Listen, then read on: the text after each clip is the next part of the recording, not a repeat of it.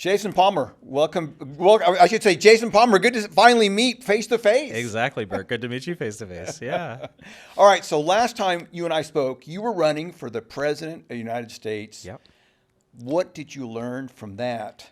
So many things. The biggest thing I learned is that young people feel like they have no voice and are not listened to at all. Like I would try to say things like housing affordability is a big issue, and they would say, I don't have a house and I'm not going to have a house for 10 years. Like right. I need something to solve my rent deposit problem. You know, like the problems are super basic and politicians are talking way up here and the people are like dealing with problems that are, you know, very basic that are not being solved. Right. Yeah. And I don't know about you. I've been involved with different groups, discussion, think tanks. Yep. Unless the government comes in and suppresses some prices, I don't see any kind of real resolution for these young people. I think there could be. I don't think it requires price controls. I'm kind of a libertarian on many things, you know, Right. being an entrepreneur, believing in the power of business.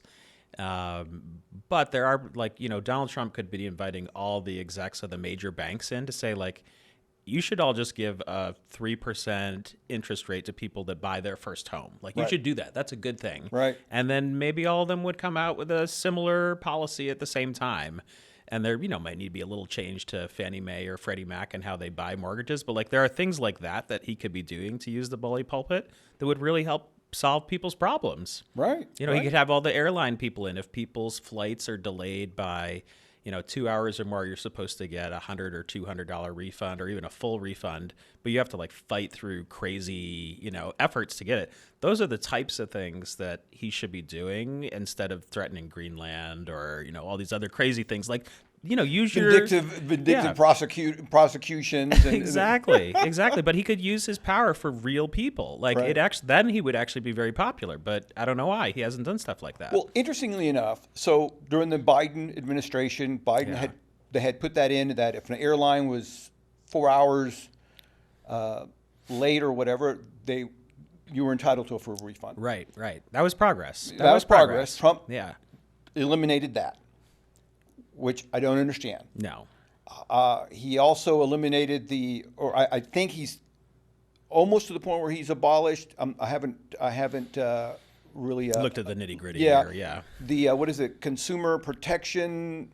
Is it the credit consumer protection? Oh, I always forget. It's like the CFSB Yeah, or the CP something. CPFB. Yeah, you know, Yeah. Consumer Financial Protection Board. I think Yeah, something like it's that. like, yeah. Why would Yeah. you want to get rid of an agency that protects consumers from credit fraud or from fraud? Now that one I do understand a little bit. Great, give me your insights on it. Because I had a couple companies that I was working with that were providing loans for people to go to boot camps. Okay. Where you could, you know, learn computer development skills, or you could learn how to be a project manager. You could do all these short course programs that are more and more important to getting jobs that are middle class or better. And, you know, it was pretty exciting. This company was providing miniature loans, like $2,000 to $10,000 loans.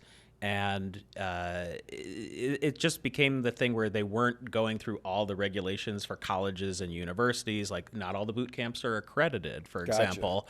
And the CSFB was kind of actually basically put that industry almost out of business. A couple of the companies I work with are the only ones that survived because they worked with that organization to get them to the point where they realized, like, these programs are actually better for people, even though they're not accredited.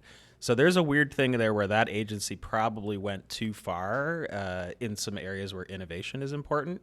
And that's why the thing with Trump is, like, there's always a seed of truth in what he's going off about, yes. but he takes that seed and he turns it into like a whole forest that like drowns everybody, you know? Exactly. So, yeah.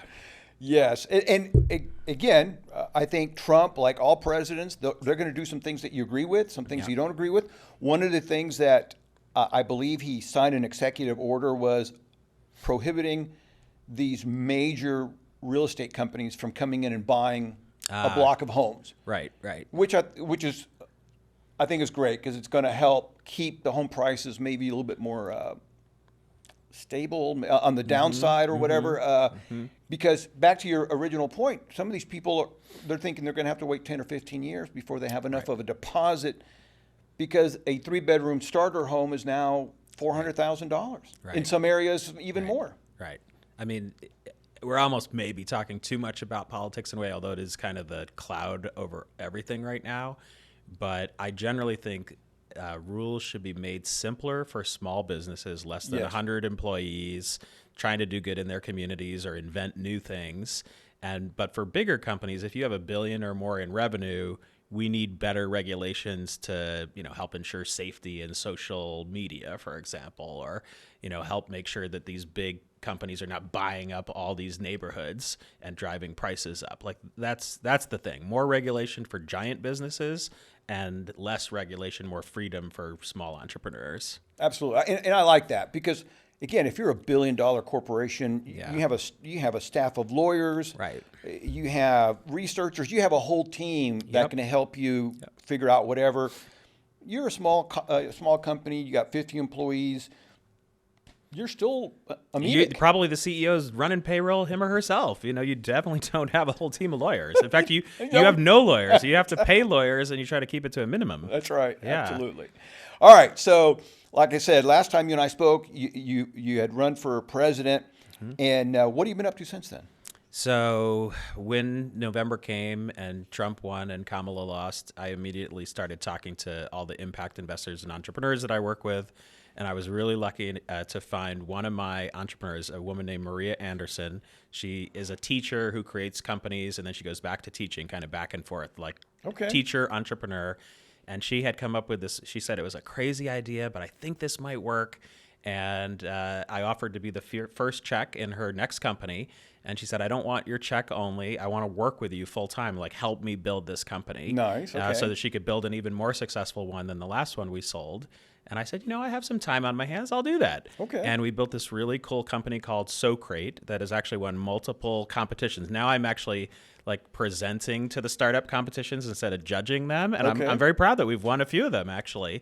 Me and Maria, we're in our 50s competing against these 22-year-olds in our industry.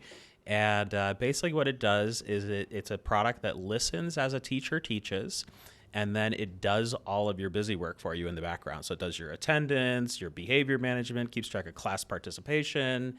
Eventually it'll like fill out special ed reports. It sends parent emails home.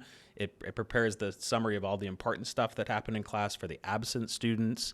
The whole idea is in the future, teachers will never teach analog again. They will have a digital assistant that listens to them and does all their work for them. And this is, right now there's a big trend where lots of teachers and lots of schools have to hire these paraprofessionals, like teaching assistants, to be in classes. And it probably can make it so that that industry doesn't have to exist. We can just pay existing teachers more and outfit them with a little AI lapel pin that listens and does their busy work for them. So it's a voice-based, cool product that's won multiple awards now. That would be phenomenal. I imagine that the teachers would love a little less work and a little bump in pay. Yep. It's such a critical part of our communities that sometimes it gets neglected and abused. And I don't know a teacher that isn't taking money out of their own pocket to supplement their classroom, which is all ridiculous. the time. Yeah, the average teacher spends $2,000 to $4,000 a year on like school supplies and helping with projects for their students. And yeah, they need help more than anybody. And also people know that like doctors and nurses now have these kind of listening, transcribing devices. So why not teachers too? Right. So, and it's amazing to me because in any other industry, if you were taking and really almost required, even though it's kind of a tentative, covert thing, but in any other industry, if you were taking $2,000 to $4,000 out of your own pocket to keep your job or not to maintain your job, you had to finish your job. To do your job at basic level. Yeah. That company would be under so much trouble. It's true. It's true. And I mean, there's all these surveys too that say teachers are not getting enough respect. Right. When we were growing up, everybody knew teachers were kind of one of the most important professions out there, if not the most important profession, alongside like police officers and, the people that serve. And, now they're underpaid. The average teacher in Utah, where Maria works, makes $54,000 a year, even after 5 years of working as a teacher. And that's not, you can't really live on that. No. That's not enough money for somebody who's helping change, 100, 150 lives a year. We're underpaying these Absolutely. people. Well, the teachers that I know all do something extra to make ends meet. Totally.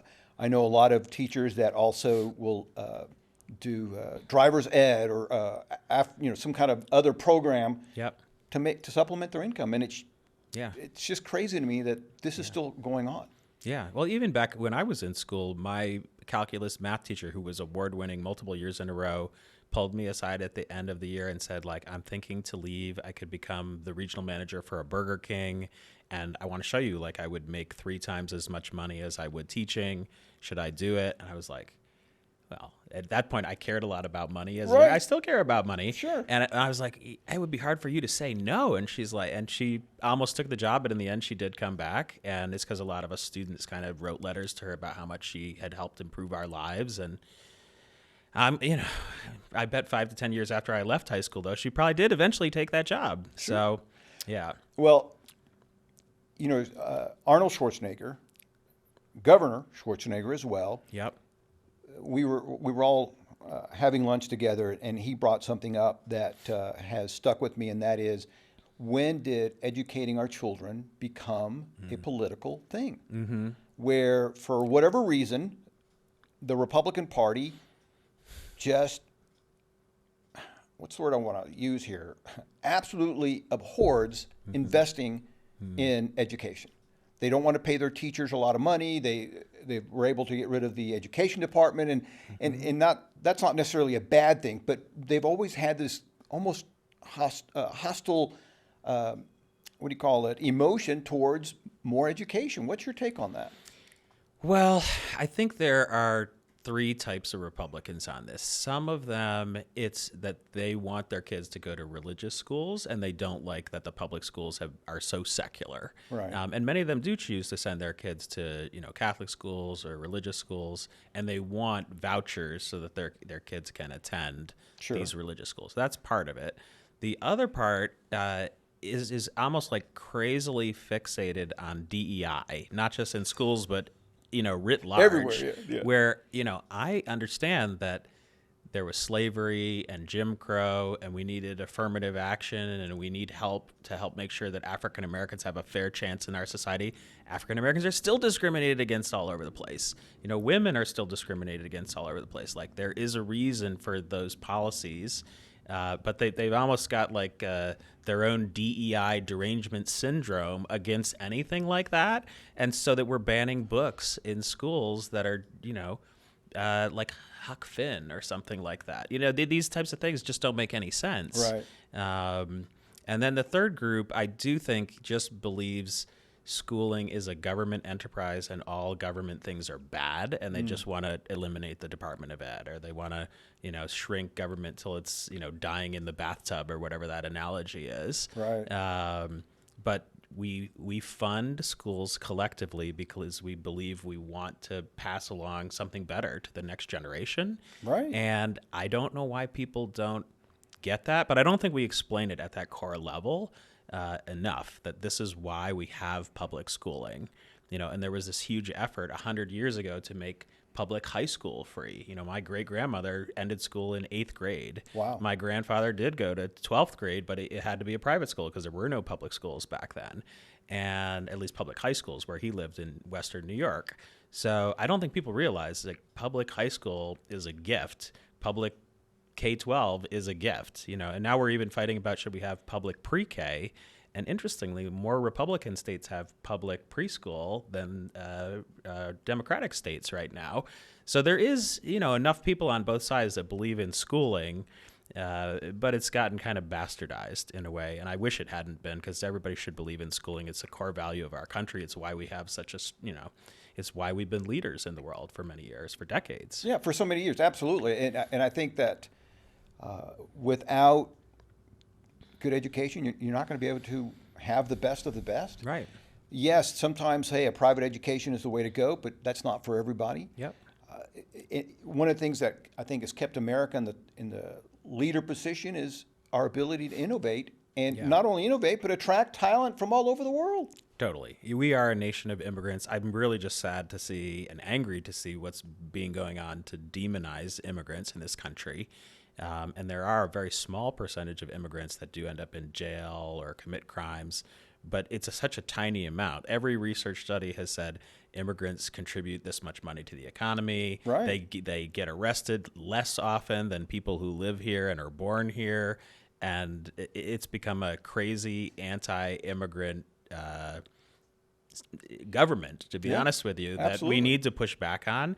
Immigrants are the soul of America. People who have just been naturalized, if you meet them the day of their naturalization ceremony, or if you go to that ceremony, you realize like they're more American than me. Like they actually like live, breathe, bleed USA, So Well, and a lot of people, a lot of American-born citizens cannot answer the basic questions. the basic questions that are in the citizenship exam, which is hysterical. And some of them are real basic, like, how many stars and stripes do we have, and why do we, what do they represent, and stuff like that. It's pretty interesting. Yeah. How many branches of government do we Right, have? Yeah. right. Yeah. But you're right. I think that most people are okay with getting rid of the criminal element, as it was explained originally, and getting rid of some undocumented immigrants. Each president that I'm familiar with, Clinton deported several million, Bush Jr. deported several million, Obama, I think, deported, I think his record was 4 or 5 million. Yeah, he was called the deporter in chief. It was a deporter nickname. in chief, but within the law. Yeah. I mean, there's so, supposedly there's 15 to 20 undocumented immigrants here, but we're going after the ones that are showing up for their immigration appointments, their court appointments. Right. You have a green card. Oh, we still got to detain you. It's just like, what? It's completely insane. No, we're going after the good immigrants instead of the ones who are actually in prisons or jails or, it's really crazy. It is. It's obscene to me. It really is. It's back in the day, to your point about teachers. Teachers were an authority figure, and if you got in trouble at school, at least in my house, if you got in trouble at school, you were going to get in trouble at home. Right. And so that has changed tremendously. And now, if you get in trouble with a teacher, sometimes the parents jump all over that teacher. Yeah.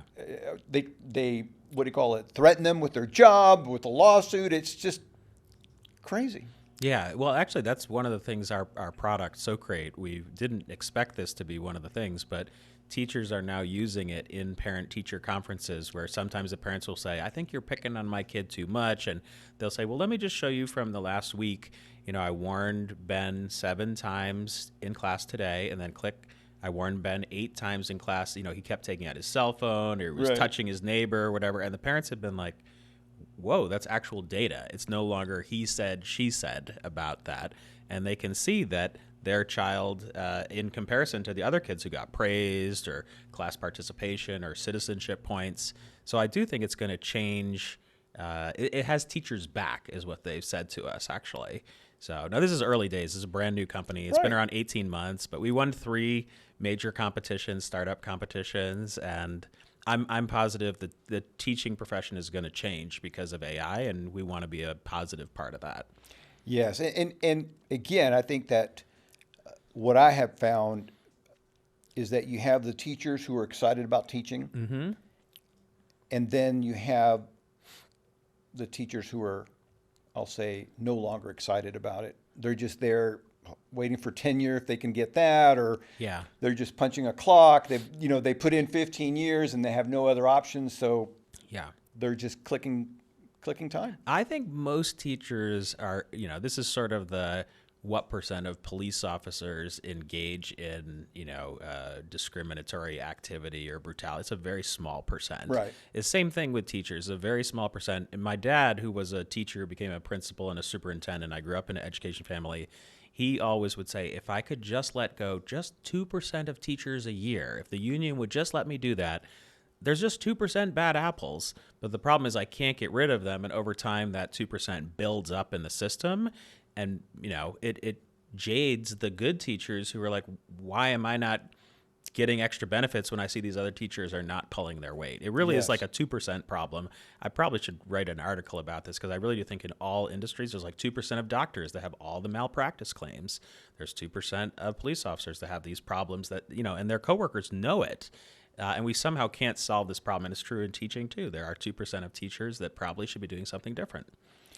It reminds me of Jack Welch's 20%. Yeah. He would get rid of the 20% of the bottom of it and just churn and burn them. Well, I do think to that point, and I went to business school, and Jack Welch talked to our class, actually, it created a culture of excellence at GE, but it also created a pressure cooker. Right. And my mom worked at GE, and she rose up in the ranks. She was in the top 80% for many years, got to headquarters. But everybody was always looking over their shoulder, like, could I be the one that's let go? Right. And even if you're like in the middle 50% or whatever, you're still worried about that almost too much. So it's probably somewhere between 2 and 20 is the good amount to let go every year. But you know what I mean? It's like you could take it too far too. Absolutely. Yeah. All right. So back to it's called SoCrate. SoCrate. Yeah. SoCrate. It's Socrates, but SoCrate. It actually comes from the whole Bill and Ted's Excellent Adventure, where they're like SoCrate because they don't know how to pronounce Socrates. So yeah. I love that. Yeah. So is it SoCrate.com? It's at SoCrate.com. And Socrates had this thing back when he was, teaching in ancient Athens, that he didn't think things should be written down, that you should keep it all in your head. Okay. And the reason why is he thought, well, if you write it down, that makes your memory is going to atrophy. It's sort of like Google is making you stupid. Right. If you don't have to remember things, you can just go to Google. You're not going to have that knowledge. So he thought you had to keep it all in your head. And this is a product that keeps in its head all the things so you can just teach. You don't have to think about all those administrative things. It'll take care of it for you. What I like about this, this process of SoCrate is I can see it being applied in other fields besides just being a school teacher. I mean, in any training department, I could even see parents using it at home. We have multiple kids. We've already heard this from a lot of it. Like principals want a SoCrate for themselves for when they're dealing with discipline issues. We've basically almost every person has said, "Could I get a SoCrate for myself?" We do not plan to do a consumer product, but we do know that Sam Altman at OpenAI is trying to build a product with Johnny Ive that would be like a little listening device you would wear that would kind of keep track of all your to-dos for the day and give you almost like notes for your day at the end, like basically do a diary for you at the end of the day. Right. So there is, those companies I think are maybe too not specialized, almost too generic, but they're going to be all over the market. There will be many voice AI products in the next 3 years, and we're kind of on the early edge of this wave, but focused like a laser on teachers. And I say educators. In our mission statement, it says educators, so we are thinking about doing the principal product or an assistant principal or a special ed product, because there are slightly different needs for all the people in the education system. No, absolutely, absolutely. Years ago, I said that the way we're evolving as a society, sooner or later, everybody is going to have to wear some kind of, camera. Like the police are supposed to do. And I could see, again, some kind of listening device as the first step. Mm-hmm. Because nowadays you can get in so much trouble by accidentally saying something taken out of context or whatever. And all of a sudden you have a he said, she said scenario and years of litigation, and it's terrible. I think we're going to evolve in this. So the Ray-Ban glasses that Facebook sells have the little kind of video recording aspect to it. I think there's going to be a pushback against video, that people feel like it's invading their privacy to take pictures of them without their consent.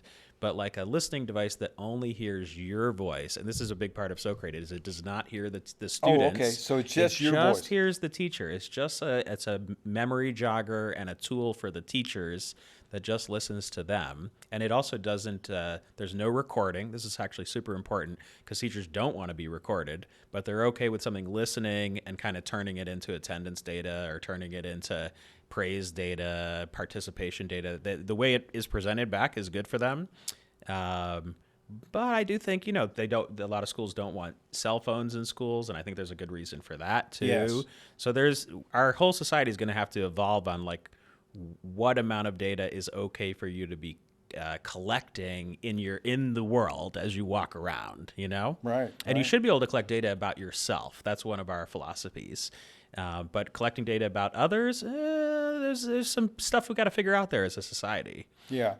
Well, and now again, we have more cameras everywhere. Yeah. I think there's Japan and London have like the most cameras of any cities, and Yeah. and I think Los Angeles is coming up Yeah. on that as well. Or look at what happened in Minnesota with ICE. I mean, part of why we know about these killings is there were like multiple people that were training their cell phones immediately on the Yes. situation, so much so you can make like a whole 3D rendering of it at this point. And I do think these are with us forever. Yes. And it's probably a good thing because the truth will always come out.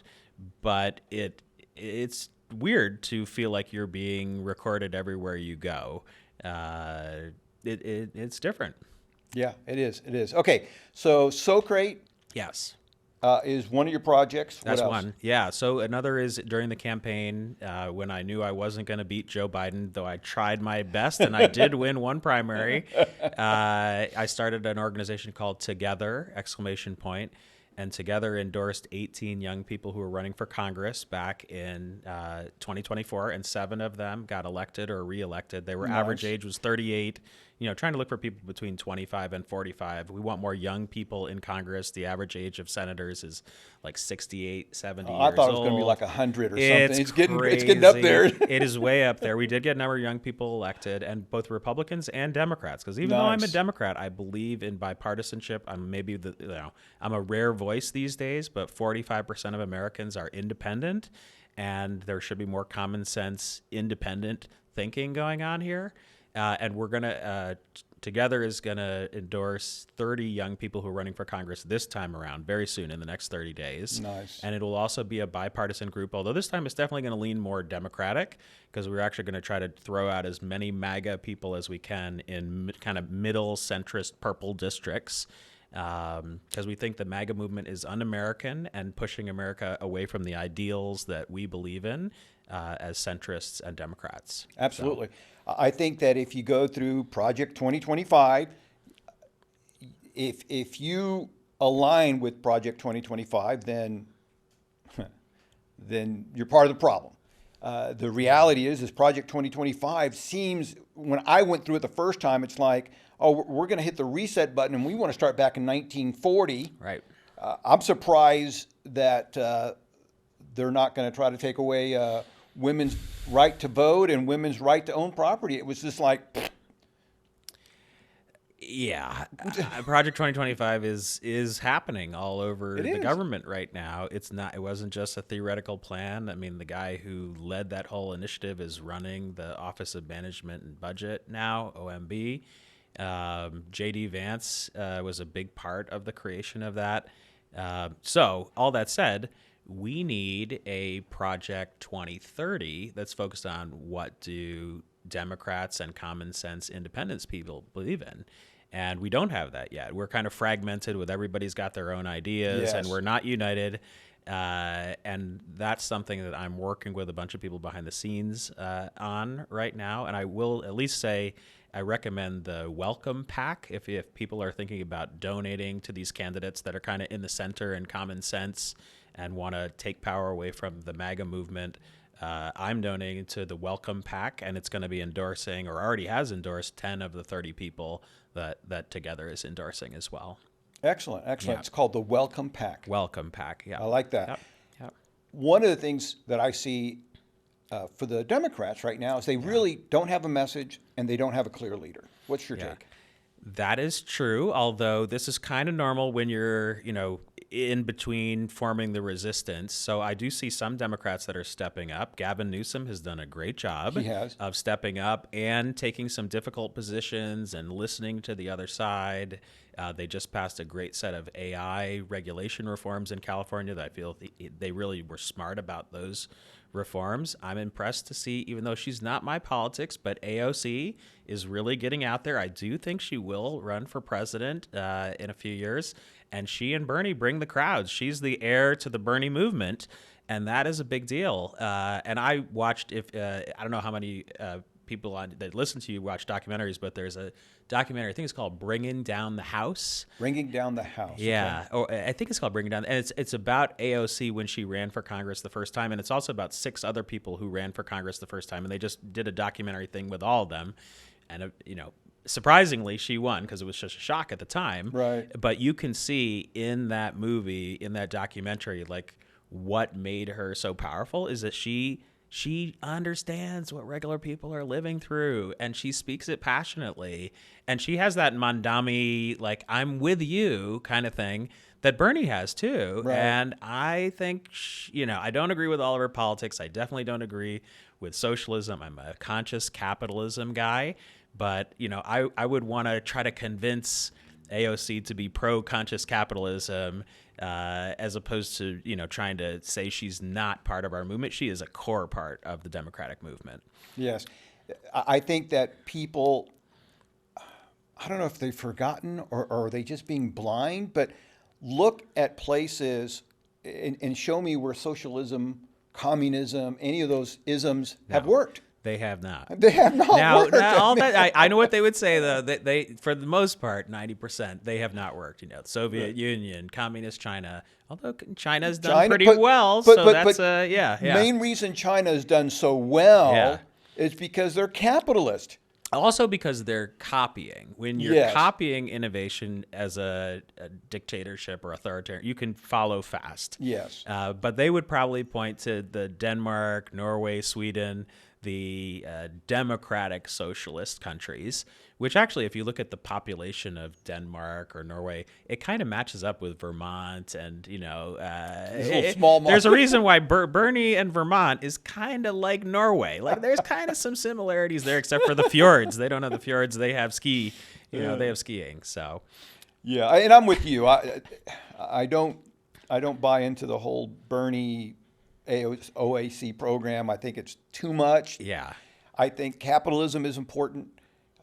Again, when I look, coming from, as an immigrant from Cuba, I can tell you capitalism works. Yeah, it does. Now, sometimes it does have to be regulated. Sometimes, even in this day and age, with all our regulation, you have massive companies that violate them. I mean, they dump crap they shouldn't be dumping into the air or into the rivers or whatever. Yeah. Financial fraud constantly happens, Medicaid fraud. So it's gonna, just like everything else, it's got a little bit, it's gonna have a dark side to it, but I don't know anything that doesn't. As long as humans are involved, there's always gonna be good and bad, period. Right.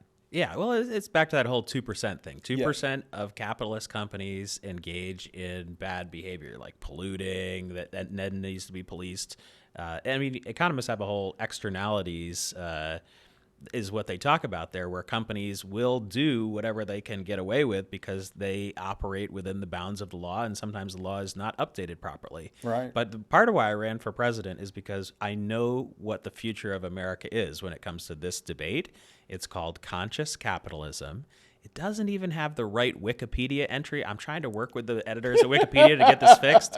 But there are 41 of the 50 states have passed what are called B corporation laws, or public benefit corporation laws, where a company, right now all companies pretty much have to be C corporations, which is you try to maximize profit, its shareholders at all costs, and profit at all costs. But we do have this corporate form that was invented 20 years ago. It's not brand new. It's called a public benefit corporation. It still is trying to generate profit, but it's trying to also have other impact goals. Like it might be focused on improving the environment, or might be focused on like helping as many students get to college as possible. And if you fuse the positives of capitalism with the goals of what we think of as the nonprofit sector, you can have incredible good things happen. Like Ben & Jerry's is one of the first companies that was a benefit corporation. At this point, there are now more than 1 million companies that are benefit corporations. They're trying to do good in the world using market mechanisms. And I do think that is the future. We need to have a national law. If a company is a benefit corporation, maybe they only pay 15% income tax. And if you're a C corporation, you pay 25%. And all the Elon Musks of the world will choose to be, the C corporation and maximize profits. Although, actually Elon might even choose the benefit corporation and try to have he has other things he's trying to do, not just maximize profit. He's trying to, create a green economy, although he would never call it that way because then he'd be accused of being, in the AOC camp. Right. So there is a way to make conscious capitalism not 1% of our economy, but 100%. And that's what I exist for, is to try to make that happen. I love that. That's a big goal. And you need big goals to make things happen. Elon Musk, I think, I could see him doing that because he has helped other people. He's done things that were unexpected, again, in a very generous way. That's why we need a law like this that steers people towards what they're like. Even Elon, and he is a great entrepreneur, but he veers towards the bad Elon every once in a while. But if he made more profit by steering towards the good Elon, I think he would do that. Actually, I think almost every company in America would try to become a benefit corporation if they could save 10% on their taxes. Sure. It's sort of a no-brainer. You need to use the natural incentives to cause companies to do the right thing. Absolutely. And I think Wells Fargo, if you ever see some of their commercials, they always talk about, hey, we've invested $400 million trying to help communities, like right? low income and underserved communities. Yeah, exactly. All the banks do this. Now that's because there's a regulation in the banking sector. Oh my gosh, I'm not sure if I'm going to remember the acronym, but basically there is a rule that requires them to do a certain amount of loaning to low-income communities and investing in CRA is a Community Reinvestment Act is the original I remember that. law. And conscious capitalism is intended to be less onerous and regulatory oriented as CRA. It's really just, if you choose to be a public benefit corporation and in your shareholder reports, you don't just report your profit and loss, but you clearly state what your impact theory of change is, what you're trying to do good in the world, and then you quarterly report how you're doing towards those overall good for the world objectives. I want there to be articles about there is a new impact unicorn that actually saved 1 million people last year. Like, that's more important than being just a $1 billion company on paper. We want impact unicorns. We don't just want unicorns. Right. Bill Gates, I know he gets a lot of flack sometimes, but I'm impressed with the level of philanthropy. In fact, you worked with... Yeah, I worked with Bill for multiple years, 3 years. Yeah, 3 years at Gates Foundation and 3 years at Microsoft. Yeah. And so I think that he's a great example of, Yep. I'm done with the entrepreneurship of my part of my book, and now I'm going to do this philanthropy. And he's done a really good job, I think. He's really gone out of the way. There was that documentary with him and Melinda Gates solving diarrhea that was killing people. Yeah. In some of these, we'd call it third world countries, and the shock that I experienced watching these people take their solid waste and dumping it directly into the water that they use for drinking water and bathing. It's like, you would think that'd be a no-brainer, but some people just don't see that. And I think it's still more than 1 billion people do not have the Adequate sanitation that we take for granted. It might be 2 billion, actually. It's a very large number. Yeah. It's a big number. Yeah. Dang it, I can't remember his name, but he was the creator of the 5-hour energy drink. Oh, okay. It's a little bottle for you guys. You've probably seen it at all the convenience stores. Made him a billionaire. Yep. And one of the things, and he's Indian, and so one of the things that he did is, I think he's got 2 or 3 barges that are taking salt water and going through the desalination process. So because India, like a lot of places, are in drought mode. Yeah. And so he's feeding them water. I thought, that is Yeah. what big money's for, Well, right? that's what, I've worked with 12 CEOs who started companies and sold their companies successfully. I'm now working with a group called Renaissance Philanthropy that basically looks for these cashed out billionaires, 100 millionaires. Because almost always, as soon as they get done with that mountain of their life, they're like, I want to do good for the Right. world. I need another challenge. Yeah, and we Renaissance Philanthropy, we work with them to figure out like what's the challenge you feel most passionately about, and then we research and say, well, here are the different organizations that are already benefit corporations working in that area. Do you want to invest in them? Do you want to be on their board? Do you want to start a new foundation? Like there is so much to be done to convert all that wealth into good for humanity, and let's do it in a market-based way, in a technology set forward way. So, yeah, there's much to be done there. There is. There is not a lack of money. There's not a lack of resources. It's just there's a lack of willingness. It's lack of willingness, and also it's a little hard to figure it out. So you were talking about Bill Gates. It took maybe 2 or 3 years at the beginning of the foundation to even figure out like what challenges are we going to work on, because everybody comes to wealthy people and is like, would you donate to this, would you donate to that? And there is a whole strategy you need to develop to figure out, what are the challenges you want to go after, which challenges have the highest ROI. So Bill and Melinda saw an article that Nicholas Kristof had written in the New York Times, and it said that there was this unknown disease, relatively unknown disease, that was still killing like 3.2 million children around the world, and the vaccine has been invented, but it's not been given to the children.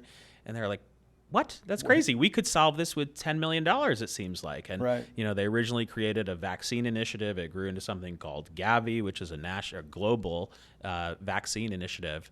And there's so much to be done in every single area. I mean, even just getting, basic dental care to people in developing countries is just as important as getting the sanitation thing solved. People do not have toothpaste. They don't have toothbrushes. I mean, this is basic stuff. They don't have potable drinking water. Problems like that need to be solved, and can be solved by a small amount of money from wealthy people in the West. Sure. No, I totally agree. Now, speaking of Bill Gates, I don't know if you know this, but he is now the biggest farmland owner in the United States. I have heard this. I have not talked to Mr. Gates about this at all. Yes. And I think number 2 is Jeff Bezos. Oh, yeah? Any thought on this? It's like Well, people are goes speculating, back- what is he doing with all this land? And of course, he's come up with Yeah. this coding, which I'm not a big fan of. But what's your thought on these guys owning all this farmland? All right. I'm going a little bit out on a limb here because I don't know their full rationale. But even George Washington, way back in the day, every time when he made a little bit more money surveying or running his farm, he would use it to buy property in Ohio and Western Virginia. And I do think there is something kind of core to human beings that when you get to a certain amount of wealth, you want to own more property.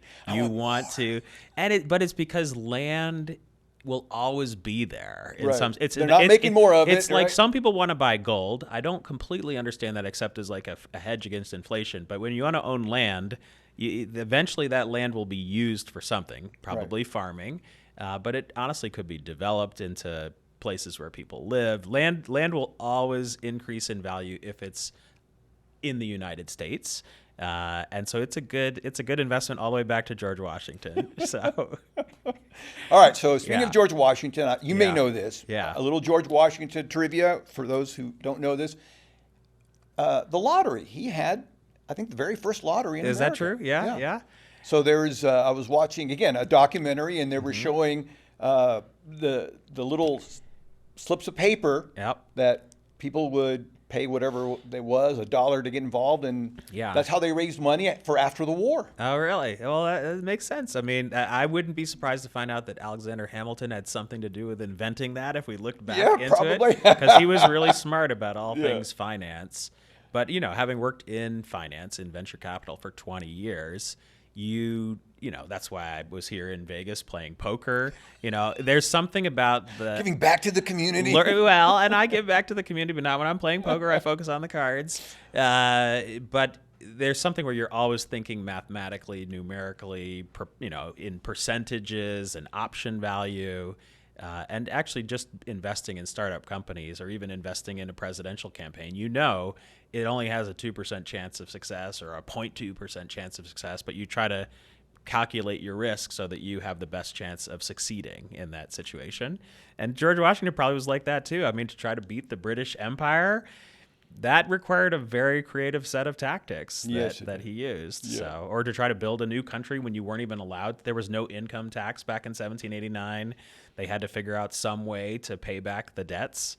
It doesn't shock me that they had a lottery. So. Yeah. All right. So, as you mentioned, background is investing in companies, venture capitalists.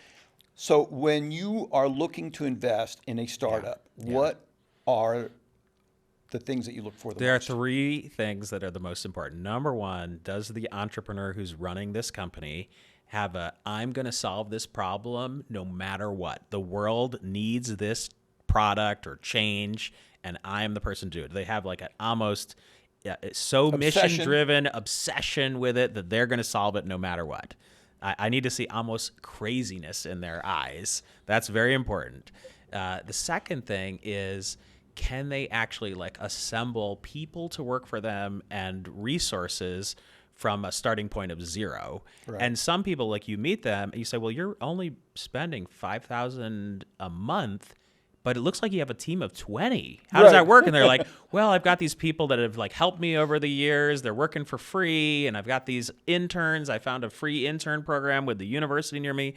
Like when there's like an agglomeration of people working and mission driven and no money being spent or a very small amount, like that's a sign of an entrepreneur who really has the mojo. And then the equally important, but a lot of times investors overlook it, is, does this product solve a real problem? And it really manifests later in a company's development, and product market fit is what it's called. But at the very beginning, you can really figure out, are they building this because it's a cool, novel technology, or is it really solving a real problem? I'll use SoCrate as an example. So SoCrate, there's a real problem with teacher retention and teachers burning out and leaving the profession. And the product is built to make it so that teachers are not exhausted at the end of the day, are not getting burnout. And we're even doing a research project to say, like, how burned out are you now at the beginning? We give you SoCrate. 5 weeks later, how do you feel along multiple dimensions of burnout? And is it actually reducing that burnout feeling? Are we reducing the chance of them quitting? Which is the number one thing that principals and superintendents care about, is their teacher labor force sticking with them and not quitting. And a lot of times people are passionate about solving a problem and they have 20 people working for them, but they're not solving a real problem that will be paid for. And those people should be running nonprofits as opposed to a for-profit company, you know? So, but if they're solving a problem that people are paying for, then you know that that is a real investable company. Gotcha. All right, if somebody comes to you and let's say that they're solving a problem, you think they have the mojo, how important are the numbers? Numbers are super important at about 18 months after a company is founded is when it becomes super important. When I do Series A investing, most of my investing has been Series A, and that's when companies have between $500,000 to $5 million in revenue, a product that's gone through a few iterations. They're usually 3 to 5 years old in education technology, which is my area. And I'll ask the CEO, what was your revenue last year? How much did you lose last year? Because they are all money-losing companies.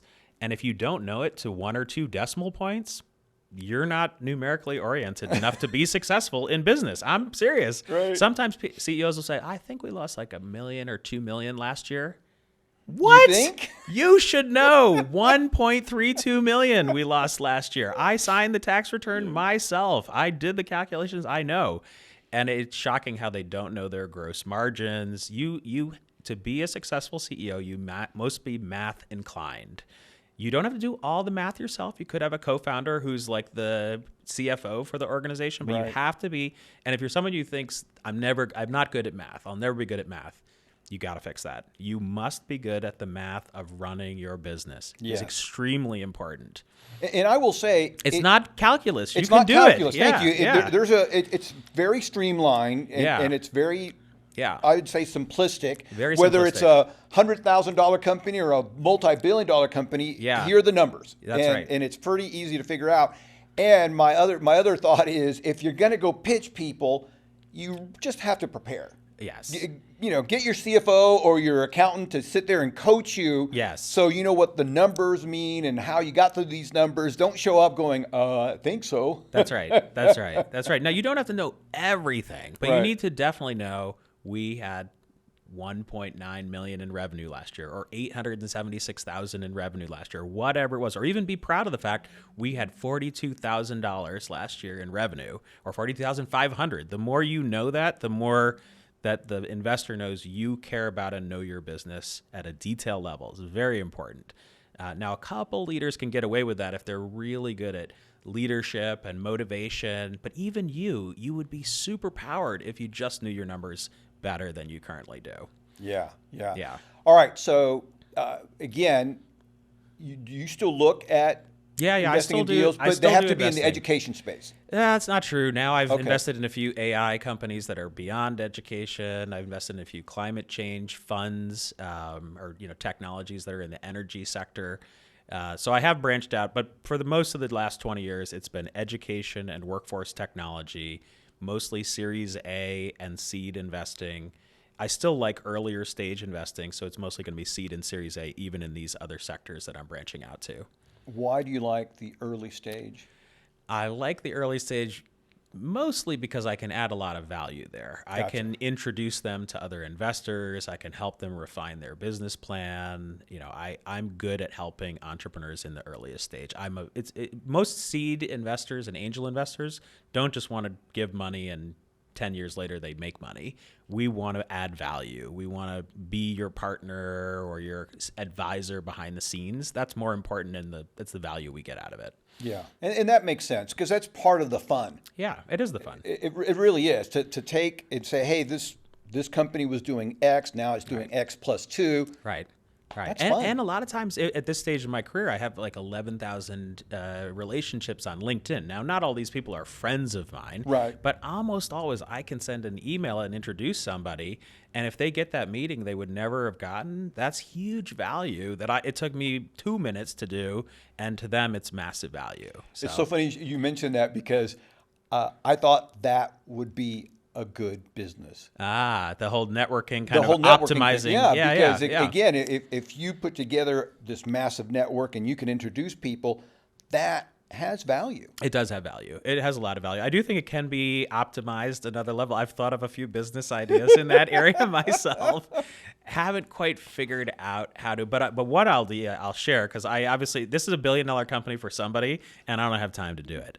But there should be a way for you to kind of interface with LinkedIn so that you recommend 5 people who are a young career who you think are going to be complete all-stars, like either found a company and make $1 billion. All-Star Network. Yes, exactly. We would call it the All-Star Network, but you're only allowed 5 votes. You can just do 5 people a year, and then there has to be some type of something that you get back, which is a little bit the unsolved problem here. But most people are willing to go in and like click the 5 people that they recommend. Right. And then you would build up credits as a young person that you've been recommended by Michael Bloomberg, Jason Palmer, Bert Martinez, whoever. Right. And that would be a way that a young person could say, would you be willing to use one of your 5 votes on me?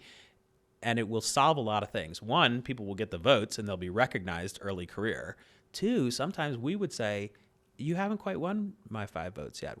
Do this thing for me and get back to me. Right. And then people would actually know, like, I'm chasing a milestone that's not so impossible it's going to take 5 years. Bert said, just do this one thing and report back, and then you get the vote. It's a way to create a little currency for social capital. And I think we need more currency for social capital. Yes. It's interesting. There was a movie based on social capital. Yeah. And you had a social score. Interesting. And so, like, for example, if there was a gentleman who was applying for a job and he had dumped his girlfriend. So he had a reduced social score. Oh. Well, you got to learn how to do the bad breakup. You got to make it a good breakup. Otherwise, your social score will be impeded. Yeah, and so part of the... I'm not kidding. Yeah, Either. no, absolutely. When I was younger, it was bad breakups. Now, much better. Much better. And it was just part. One of the plots in this thing is him trying to get that social score up by making amends with whatever, with the girl, with the ex and stuff like Really? this. It was Really? kind of funny. Yeah. But interesting in the sense that, there is a what do you call it, a real value to a social score. Yeah. Yeah, there definitely is. And it's invisible right now, but there are people saying things about you to each other. And it would be better if there was a way you could know it and work on the things that you need to work on. This is the whole everybody needs to be self-aware of their weaknesses. I am painfully aware of my weaknesses. And that's actually a good thing. That's actually an above average thing, because most people are painfully unaware of their weaknesses, right? Correct. I forgot what study it was, but there's a study out there. There's the Dunning-Kruger effect, or yes, whatever. where we rate ourselves better than what we think we are, and yes, and so we're completely oblivious to the reality. That's true. We are, even though I am painfully aware of my weaknesses, I'm not aware enough of them. I know that because this effect is true. Yeah. Well, but one of the benefits of being aware of your weaknesses, for example, we're talking about math. So if you know that you're weak in math, then find somebody to make, to take that over for you. Right. And they can still coach you when you have to make a presentation, or maybe that person who becomes who's good at math becomes the presenter as well, or whatever. But there is an advantage, I think, to knowing those weaknesses, and that way you can build a team around those weaknesses. Yes, definitely. Yeah. And in fact, I'll share a weakness right now because it's one I'm working on right now. But I tend to set very ambitious goals for me and the companies that I'm with. And what ends up happening is we'll have like 10, projects or objectives, and we'll only get 6 of them done. And that has worked to a point, but I actually now am to the point where I'm like, you know what? I think I have to learn to set the goal for just these 5 things, and we'll achieve all 5, and we'll get lucky and get the 6th thing. And I have had so many years of setting these crazy goals, and then we get 60% there, that it's really hard to break this, because it has succeeded for me in a lot of ways. But I see that it's not as successful as setting the 5 goals, hitting all 5, and getting a bonus goal. Yeah. So I have to conquer this, and it might take multiple years, but it's what I'm working on right now with my task list. Is I try to break it down to like, these are the 5 things that'll be achieved this month, and all the rest of them, they have to be next month. They just have to be. I do not have enough time, or the team does not have enough time to do them this month. And it's brutally hard. The list still ends up 7 or 8. I can't get it down to just 5. I just can't do it. Part of that, though, is there is this, I don't know what, propaganda that you are supposed to set these ridiculous goals. Right. I know, again, look. Yeah. Elon Musk, putting somebody in Mars, that's a ridiculous goal. Right. And even if you go down a step down from there, where he says, you know what, I'm going to just start... I'm going to buy a spaceship and just launch it. He just filed for 1 million licenses to put 1 million data centers in orbit in the next 12 months, I think, which is not going to happen in the next 12 months. But the fact that he applied for 1 million licenses, like he has this problem I have to the 10th degree, and it works for him, though. Yeah. And again, I think it's the old philosophy. What is it? You shoot for the stars, and maybe you land on the moon, kind of a thing. Exactly. So exactly. I think it's really a hard target to hit, because you want to be audacious. You want to go for these big goals. Yep. And look, if you set 10 big goals and got 60% or even 50%, right, most people would say, hey, that's a pretty good year. Well, the funny thing is, at the end of the year, I always feel like, wow, we achieved a lot this year, but I still feel like we underperformed. It is definitely part of my DNA. I really don't know how Elon deals with it, because every single year, what's the new robotic humans that he's building? Oh, yes. What does he call them? Is he calling them androids or something? They're basically something androids, like but they have a special Elon name for them. And he says next year, Optimus. Next year, Optimus will be finished, and we'll be able to do these things. Every year, he's missed that mark every single year. But it's good that he still has that maniacal focus on it, because eventually it will hit, and eventually, Well, and again, some more props to Elon is when he first launched Tesla. Yep. He was approximately 2 or 2.5 years behind schedule on delivery. Mm-hmm. He was being sued. He was being maligned in the press. Right. I remember reading this in the biography. And he was like I'm still going to do it. I'm still going to do it. I'm still going to do it. He Right. didn't give up in that dream. Right. Contrast to Elizabeth Holmes with the blood thing, Theranos, Right. where she gave up on herself. She gave up on that belief. Yeah. And if she would have just said, hey, we've missed our mark, we're going to refocus, we're going to take the Walgreens thing and set it aside, whatever, she could have stayed in the race, and she may have hit her target. Right. But she, I think, gave in to fear. And because she had a lot of big people that believed in her. Right. And I think her fear was, I don't want to let these people down because then I'm going to lose all this fame or all this credibility and all this other stuff. Right. And that's the difference. When you lose belief, man, that's it. Elon, again, was 2.5 years or 2 years behind schedule. Yeah. Just like he was behind schedule with his rockets. He was behind schedule with Optimus. Right. It's just part of the deal. When you're thinking that big, you're Yeah. going to have some delays. Yeah, well, just on Elizabeth Holmes, I've not read the whole book there, so I'm going a little on a limb. But I do think, unfortunately, the failure of that company set back the blood diagnostic industry by a Yes. decade or more. We still need a really great diagnostic company that is reasonably priced, that can do it with a little tiny sample of blood. I cannot believe this does not exist yet, and it's because that set the whole industry back, that people have almost given up on that belief, that Right. vision. And that vision is still right. It is. Her vision was right. Her execution, and not just her execution was flawed, but that there was so much fraud and lying Yes. was the real problem. That was the real So, problem. yeah. And it's funny because I just had a physical last week, and they drew blood. Right. And it was 10 tubes of blood. Right. And it's like, gee whiz, come Right. on. Right. Right.